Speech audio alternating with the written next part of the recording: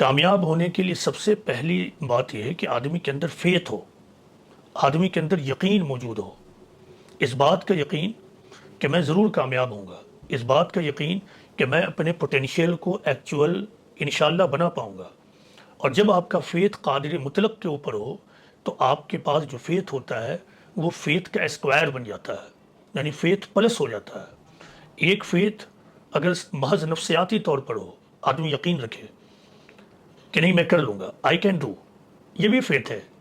لیکن اب اگر فیتھ اس طرح ہو کہ I can do because God Almighty is with me, God gave me potential and I myself inshallah will convert this potential into actual۔